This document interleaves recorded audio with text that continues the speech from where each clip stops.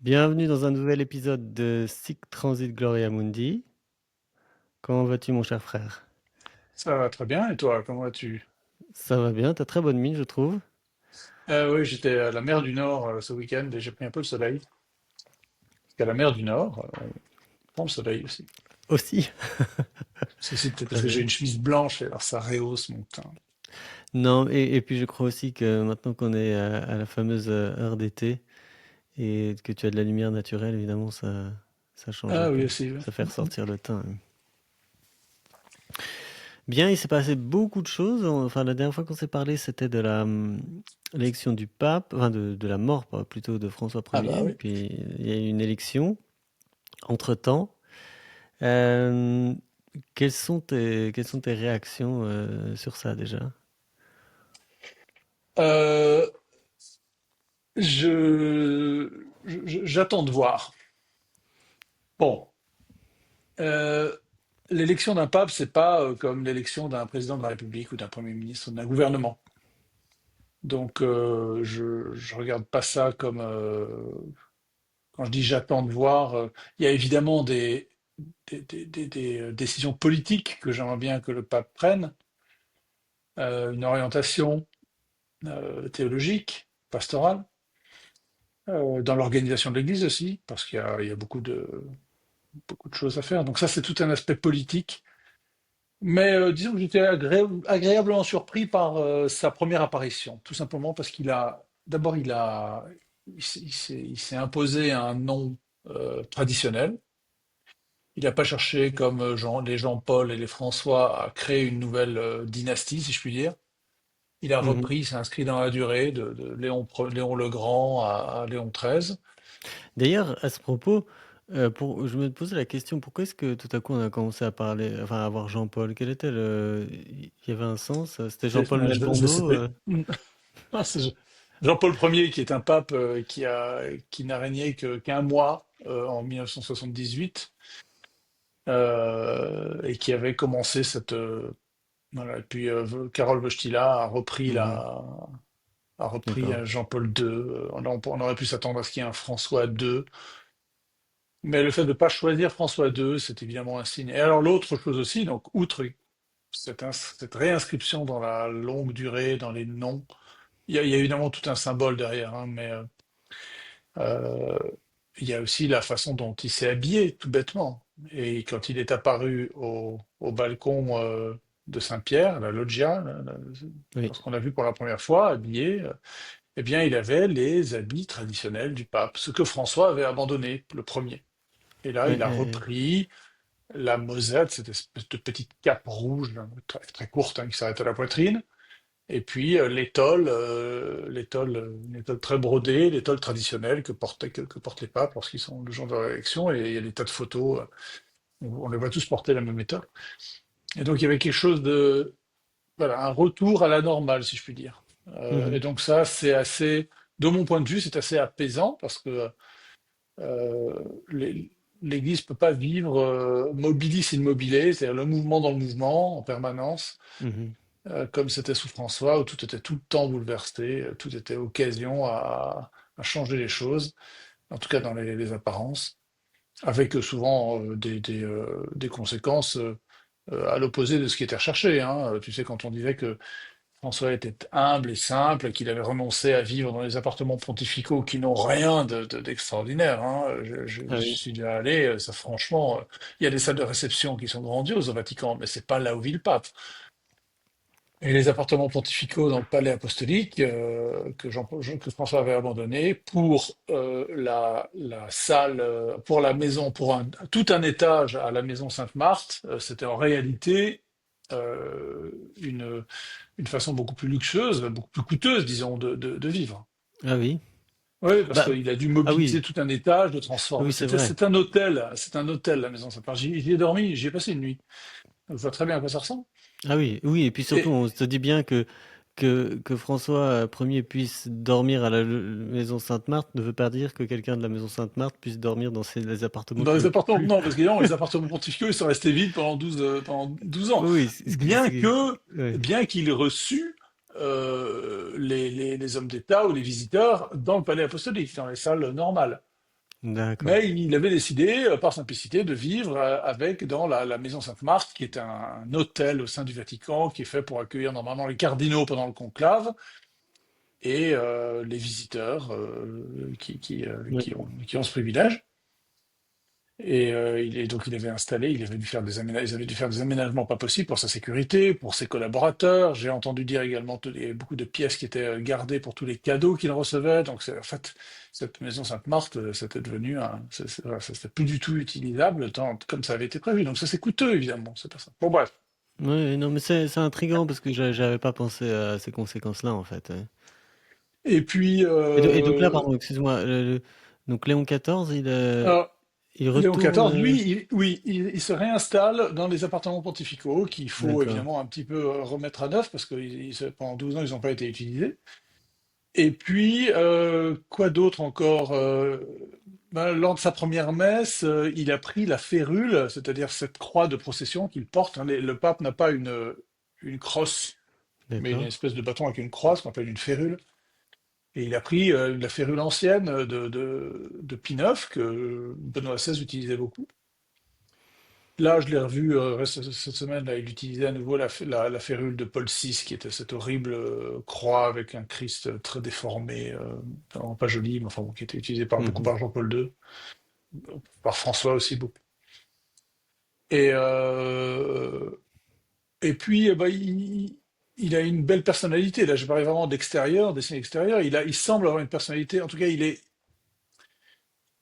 a, voilà, il a l'air moins poseur, je trouve, que François. Il a l'air un peu plus timide. Il a la silhouette de Paul VI, je trouve. De loin, on dirait Paul VI avec sa tête ronde. Mhm. Euh, il chante bien, il a une belle voix, mais ça, un pape qui chante, ça faisait longtemps, hein, parce que Ah oui. François ne chantait jamais. François, ça faisait très longtemps que François enfin, il célébrait rarement la messe en public.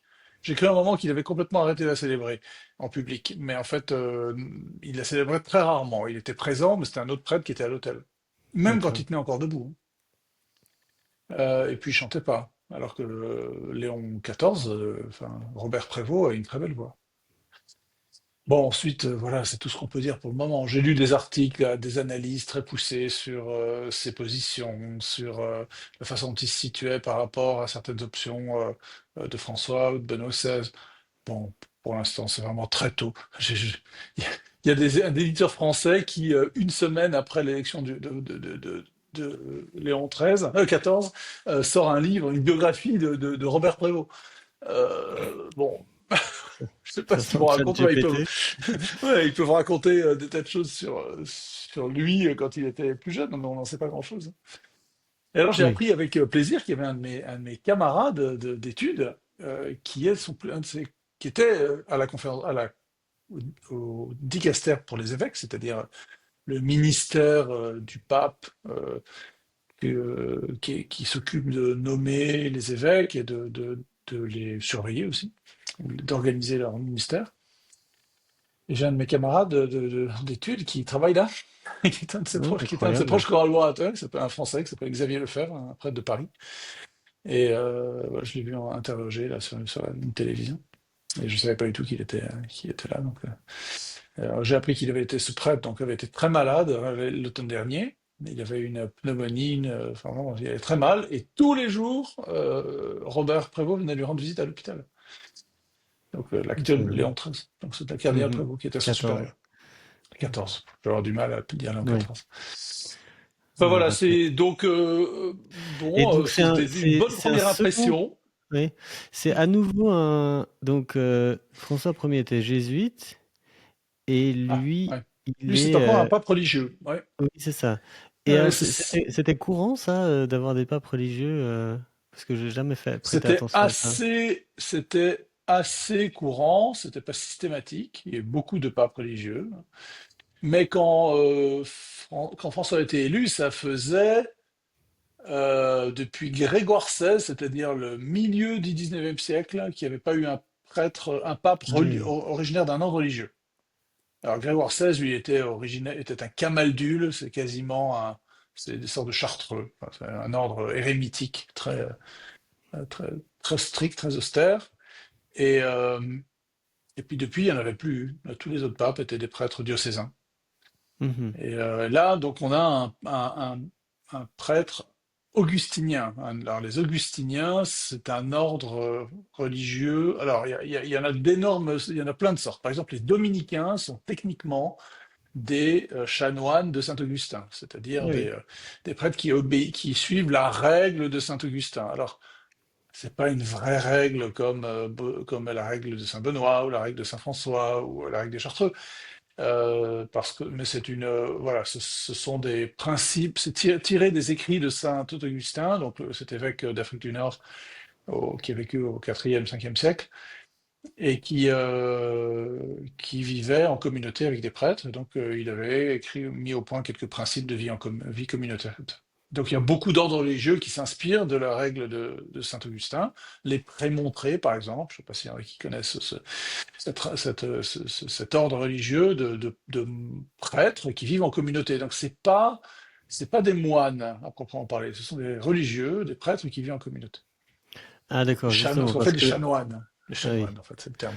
D'accord, donc il y a pas de donc il y a comme il y a une différence effectivement entre donc des vrais moines parce que là les moines ils sont pas vraiment appelés parce que quand on est religieux on est enfin pour devenir pape on est forcément évêque et pour être évêque on a des fonctions diocésaines, non? Alors non, pas forcément. Non, pas Alors, forcément. il y a des tas d'évêques, par exemple au Vatican, il y a des tas de fonctions à la curie, c'est-à-dire au gouvernement de l'Église, au gouvernement du pape, des tas de fonctions, des tas d'archevêques ou d'évêques qui n'ont pas de diocèse. Ah On d'accord. appelle des évêques titulaires. Euh, donc curieusement, ils sont titulaires, mais en fait, ils sont pas titulaires d'un diocèse.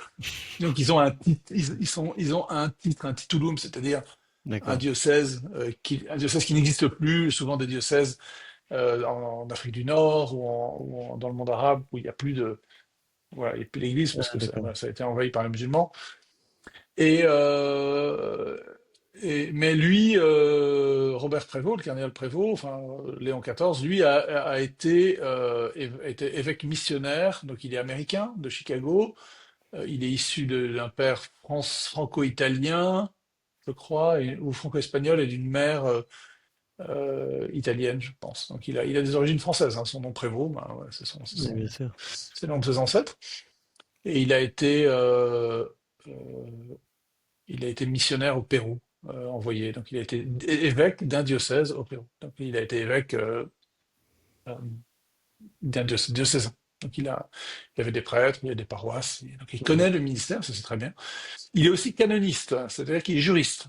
Il connaît le droit canonique, il est docteur en droit canonique, et ça, c'est en ce moment, dans l'Église, c'est très important, parce que François faisait fi du droit, et ça a posé beaucoup de problèmes. Et d'avoir un canoniste, ça signifie qu'il va remettre du droit, et donc de la justice, et donc moins d'arbitraire dans le gouvernement de l'Église, on peut l'espérer, et en particulier dans la réforme de la curie, parce que là, c'est un chantier pour lequel François avait été élu et qu'il a, pour moi, qu'il a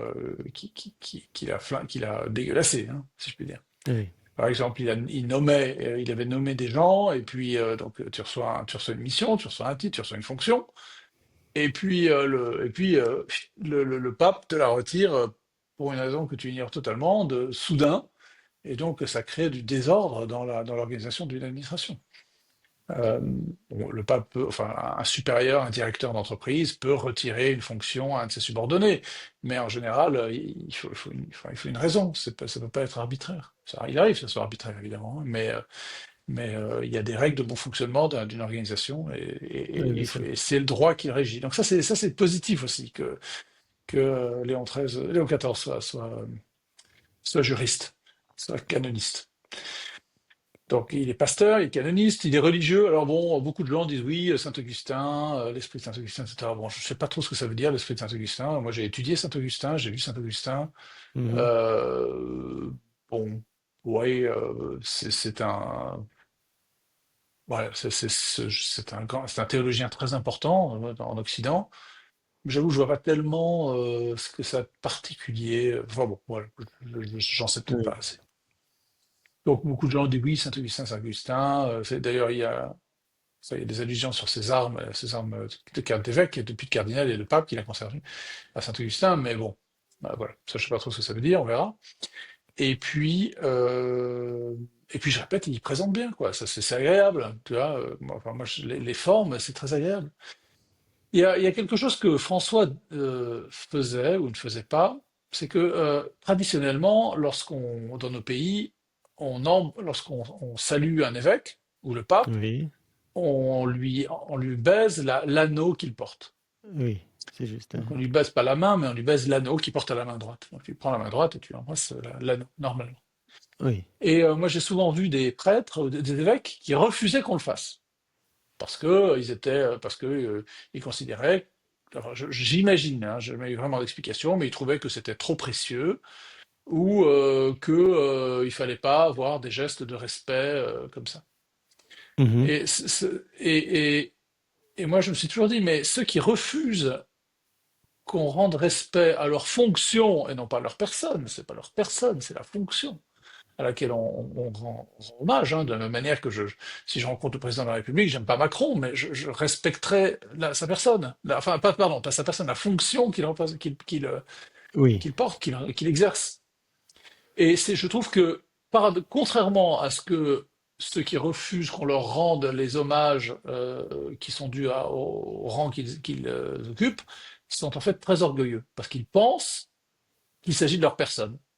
Alors que il ne s'agit pas de leur personne, il s'agit de leur fonction. Et nous, on fait très bien, enfin moi je fais très bien la différence entre la fonction et la personne. Et donc de refuser, il y a des vidéos, hein, où on voit François qui avec colère retire sa main comme ça quand quelqu'un essaie de le saluer en lui embrassant la main. Il a des gestes comme ça, il était colérique, hein, François. Il a des gestes de colère comme ça. Et bah, moi je trouve que c'est très orgueilleux. Et donc que Léon XIV se remette dans la tradition.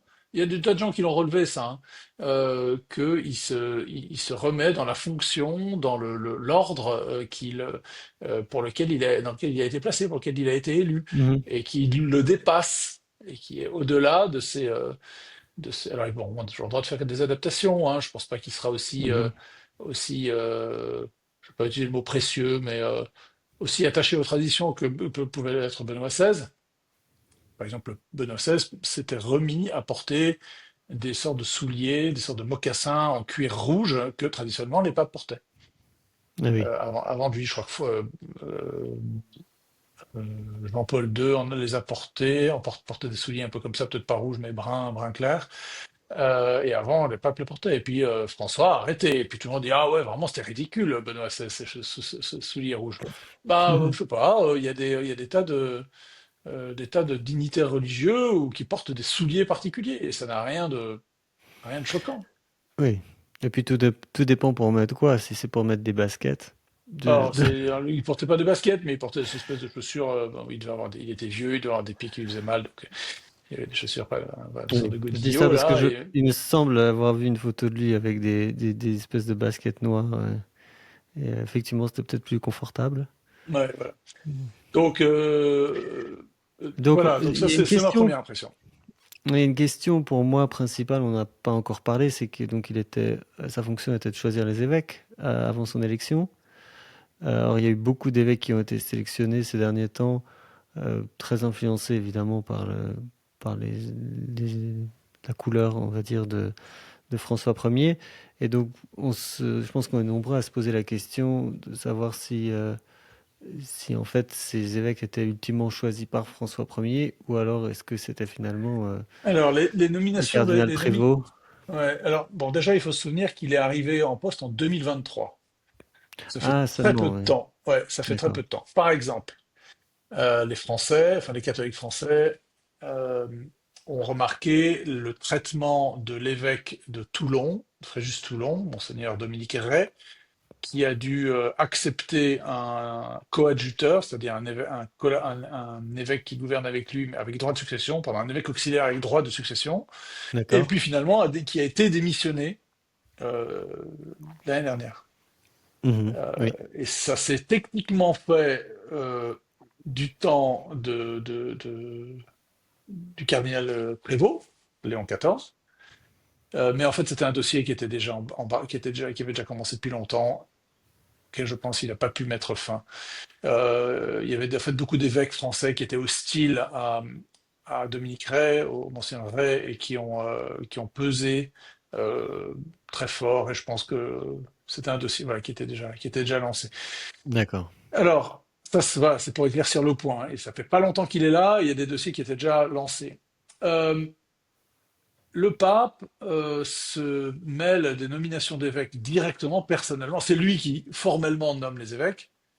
Mais la plupart du temps, il accepte le nom que lui propose le préfet du dicastère pour les évêques, enfin, de la donc le cardinal prévôt. Il arrive avec des dossiers et puis il signe, il ne peut pas s'occuper. Il y a des milliers d'évêques dans le monde. Oui. Mais pour certains sièges, certains grands sièges, ou des situations particulières que le pape peut connaître, là, il met son nez directement et il choisit. C'est le cas, par exemple, à Washington. Donc, à Washington, l'année dernière, a été nommé le cardinal McElroy, qui est un évêque euh, nul. Enfin, je veux dire, vraiment, c'est pour un grand siège archiépiscopal comme Washington, aussi symbolique, de nommer une nullité comme Elroy, c'est quand même c'est invraisemblable. Mais en fait, Elroy était un copain. Elroy vraiment, représente l'aile gauche, enfin l'aile progressiste, disons, de l'Église américaine, qui est minoritaire aujourd'hui, et qui jouit d'appuis très importants avec deux cardinaux voilà, qui est l'archevêque de Chicago, par exemple, cardinal Cupich, enfin qui maintenant est démissionnaire. Voilà, donc il y a eu certaines nominations récentes, un peu symboliques, mais sinon il a eu d'autres choix plutôt tu vois, modérément conservateurs, quoi. D'accord. Le prévôt a nommé des évêques. Alors récemment en France, je peux pas tellement juger parce que j'ai pas tellement vu je connais pas les évêques qui ont été nommés récemment par prévôt. Les évêques qui étaient nommés sous Ouellette, donc le cardinal Ouellette, qui est ce cardinal québécois, qui était le prédécesseur, était pas mal. Mais en France, là sous prévôt, je sais pas trop. D'accord. Euh, Ouais, c'est intéressant. donc il y a concernant Léon XIV, il y a deux affaires qui lui sont reprochées où il n'aurait pas été assez diligent, il n'aurait pas traité de façon correcte et assez rapide comment dire sage des affaires de mœurs, de crimes sexuels. Oui. Donc une à Chicago où alors c'est un peu c'est très éloigné de sa propre personne, mais disons qu'il y avait un prêtre qui était coupable de crimes sexuels, qu'on avait accepté de loger pas très loin, enfin avec l'autorisation de prévôt du temps où il était supérieur des Augustins à Chicago. Et puis une autre affaire dans son diocèse du Pérou, là, enfin j'ai oublié le nom, diocèse très rural, un gros diocèse mais très rural, euh, où il y a eu trois jeunes filles qui étaient victimes d'un prêtre et qui considèrent que leur cas n'a pas été proprement traité, assez bien traité Mhm. par l'évêque par le prévôt du temps où il était là-bas. Donc ça voilà, c'est deux petits boulets qui portent, mais bon, ça n'a rien à voir avec ce qu'on peut reprocher à François, hein, qui d'ailleurs est sorti Oui. dans la grande presse après sa mort. Le Daily Mail, qui est un journal anglais à grand tirage, a fait une double page sur les affaires de François. Oui. Je les répète, hein, Zanquetta, Grassi, Rupnik, enfin tous ces noms de prêtres gravement criminels qui étaient protégés par François. Et voilà, donc là on n'est plus du tout dans ces dimensions-là. Bon, il y a peut-être des choses qui vont sortir, mais bon, je pense que c'est pas le cas. Voilà, donc donc on va voir, on va voir comment il Mhm. va gouverner. Il est là pour longtemps, hein, il a que 69 ans, donc il faut. François est mort avec 88 ou 89 ans, donc il peut au moins être là 15 à 20 ans. C'est long, 15 à 20 ans. Oui. Ça peut être un long pontificat sur lequel il peut marquer vraiment imprimer sa marque dans l'Église. J'imagine qu'il va y avoir plusieurs phases, comme toujours dans les pontificats ou dans les gouvernements en général. Euh, mais voilà, il est là pour longtemps. C'était marrant la remarque que tu m'avais envoyée de dire que c'est sans doute le premier Américain qui devient monarque. Je trouve ça très drôle. Alors ouais, techniquement, il y a un cas, il y a une espèce de gars qui s'appelle l'empereur Norton, mais bon, je pense pas que ce soit comparable.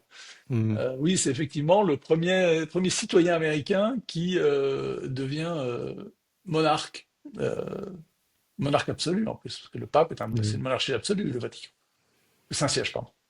Mhm. Et ouais, parce qu'il faut distinguer, je sais pas si tu sais, hein, mais il faut distinguer Vatican et Saint-Siège. C'est pas la même chose, hein. Le Vatican, c'est l'État du Non, Vatican. Le Saint-Siège, d'accord.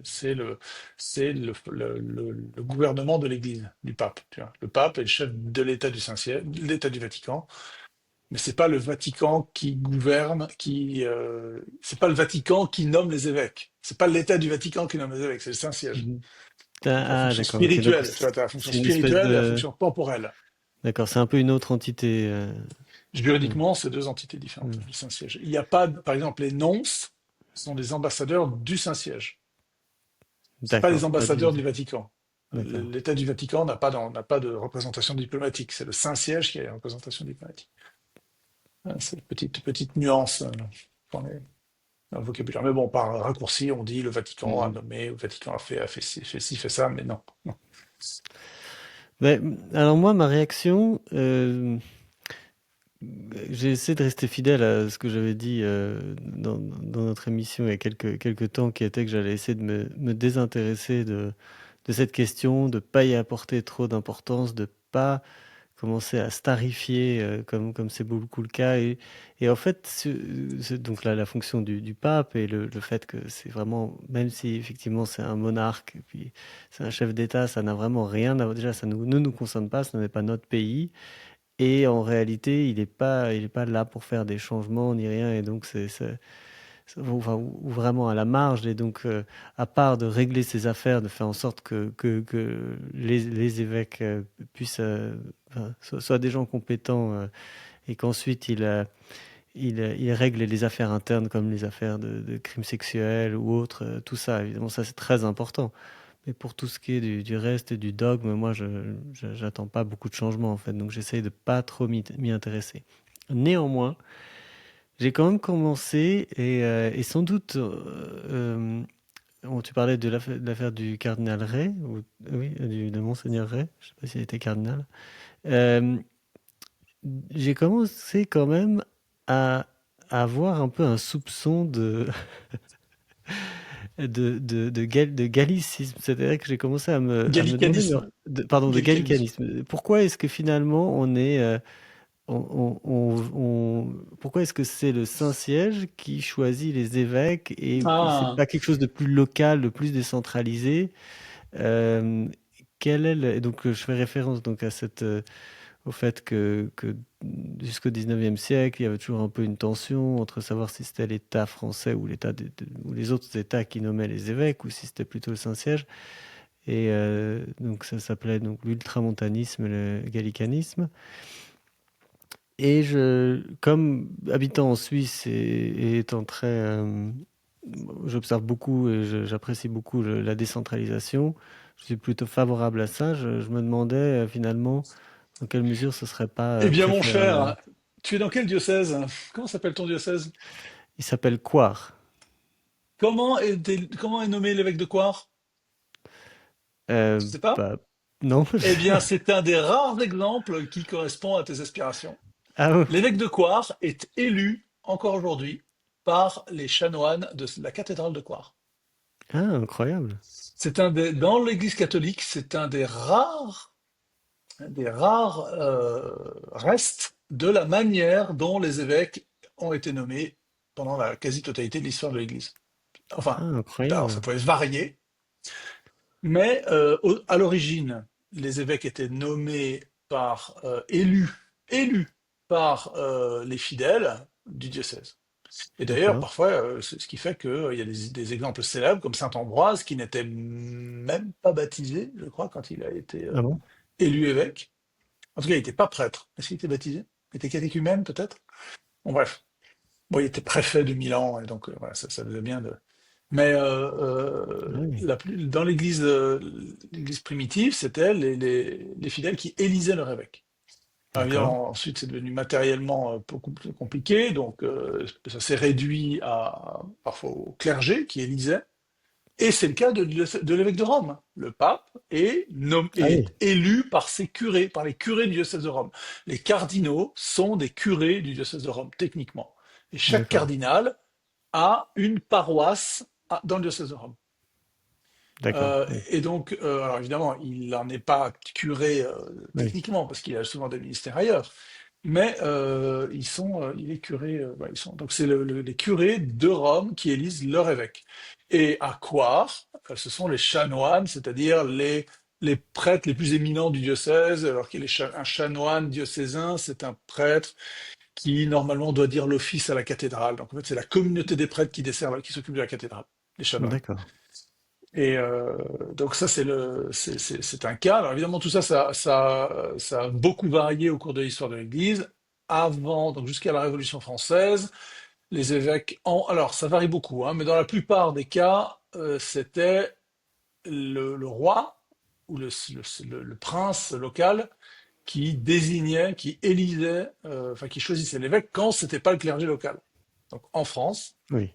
c'était le roi de France qui nommait les évêques et qui était ensuite ratifié a posteriori par le pape. Mais c'était quasiment toujours ratifié, Oui. vu la force du roi de France, la force, la taille de l'Église de France.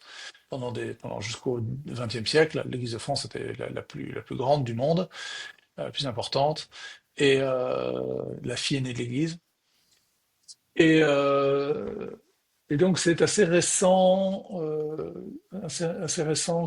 que ce changement a eu lieu, hein, que l'évêque, que le pape s'est mis à nommer les évêques. C'est arrivé avec les concordats. Alors je suis pas un spécialiste du truc, hein, mais je sais pas exactement quand te dire. Mais toi, tu es justement dans un des rares, peut-être un des seuls diocèses du monde, Ah oui, c'est avec intéressant. Rome, où l'évêque est élu.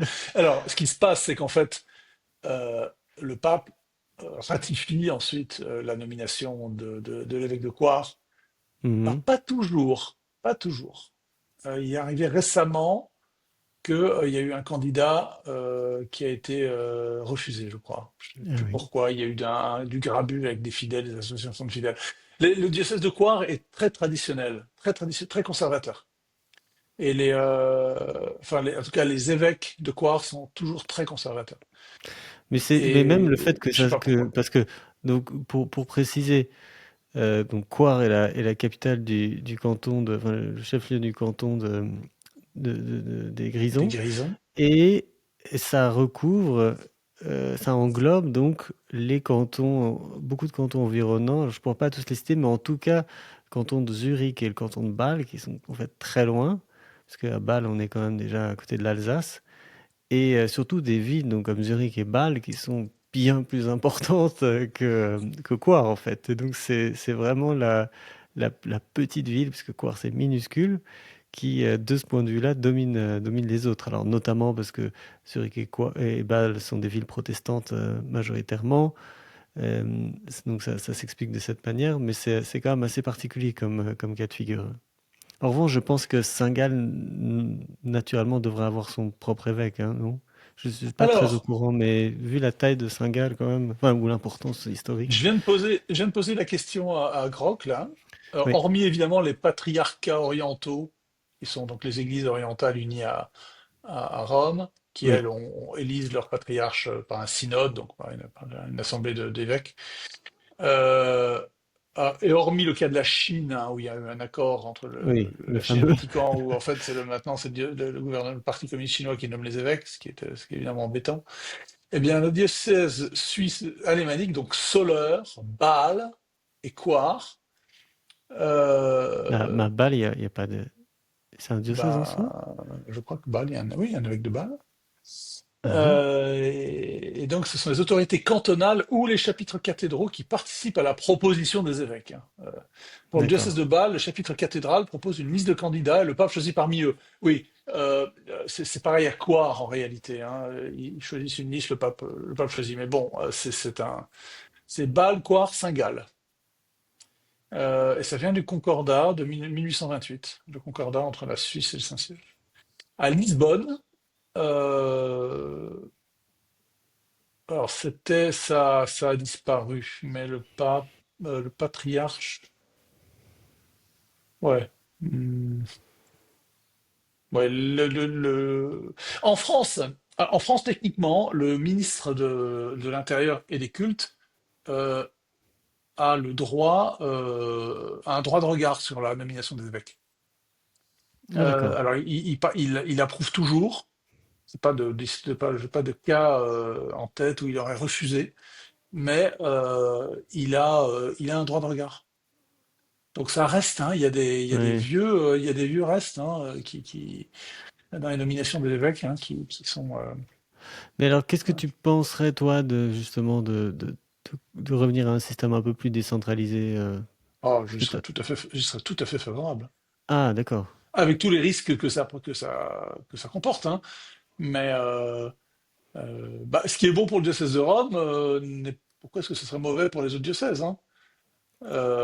Il faut évidemment que le choix soit ratifié par le pape, au moins formellement, si ce n'est matériellement, c'est-à-dire le pape ait le droit de refuser, mais au moins que euh, bah, le système suisse est pas mal. Hein. Je reviens sur ce que je disais. Je pensais que l'évêque était choisi nécessairement, mais en fait, il propose des noms. Voilà, c'est ça.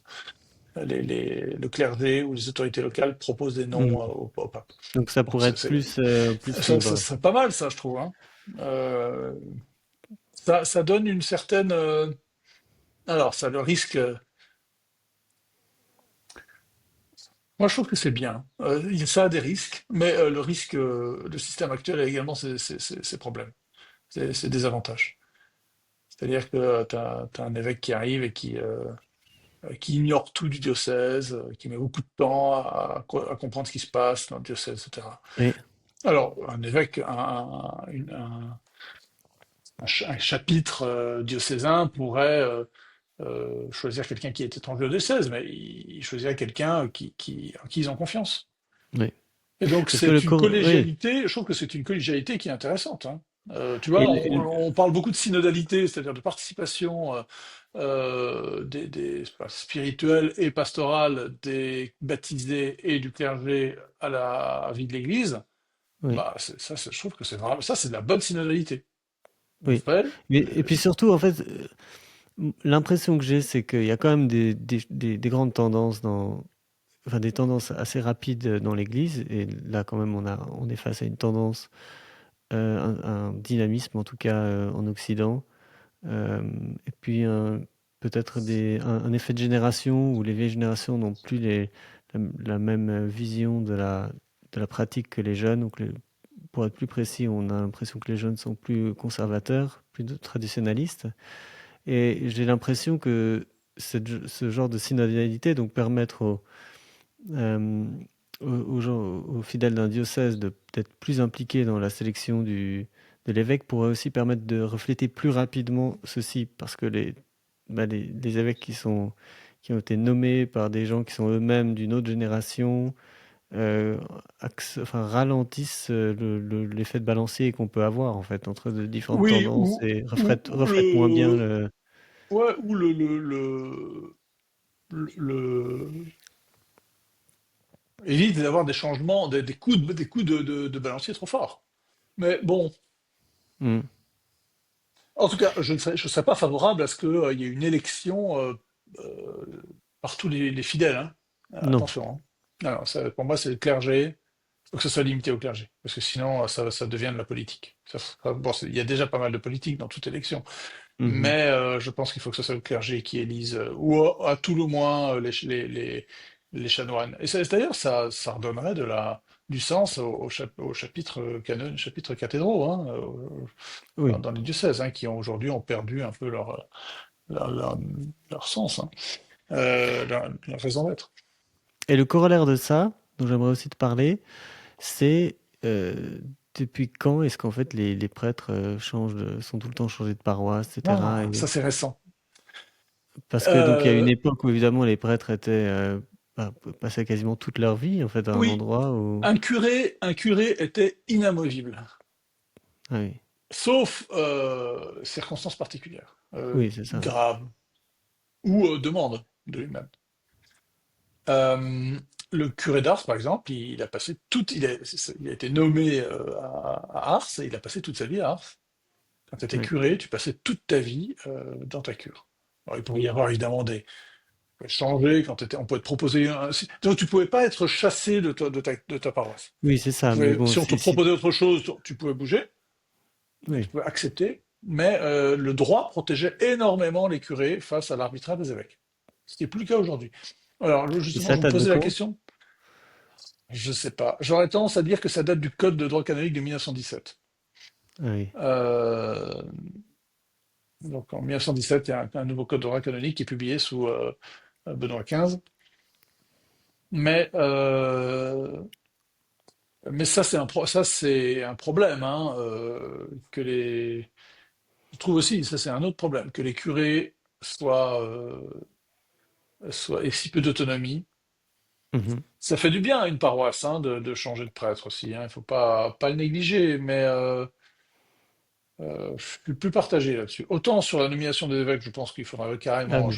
faudra changer carrément la chose. Là, sur la nomination des curés, je pense qu'une plus de Et liberté serait pas mal. Parce qu'aujourd'hui, un je- curé est nommé pour 6 ans. En tout cas, dans le diocèse de Paris, c'est comme ça, mais je crois que c'est à peu près comme ça en France. Il est nommé pour 6 ans et 3 ans renouvelables, une fois. Et D'accord. après, au bout de 9 ans, il doit partir. Sauf, Et ces 3 ans, c'est lui qui décide ou... c'est l'évêque qui lui propose 3 ans de plus. Et D'accord. Éventuellement, donc, oui. ouais, voilà. Il n'a pas un droit à 3 ans, mais Il peut voilà, pas ça les c'est pas demander. trop, Oui. il peut pas les Ouais, parce que exiger. je trouve que c'est quand même ouais, un peu. Ouais, on voit ça évidemment. La seule comparaison que je vois, c'est les militaires, où ouais, c'est même encore plus court les missions. Mais bon, c'est aussi parce qu'ils partent souvent, c'est des missions très particulières dans des endroits peut-être éloignés, Tu etc. sais, enfin, je peux ouvrir une parenthèse là, mais j'ai entendu Hmm. récemment un spécialiste de stratégie, de la pensée militaire, de tactique et de stratégie, et il parlait de la face, il exposait ce qu'il y avait eu de spécifique dans la manière française de faire les guerres coloniales.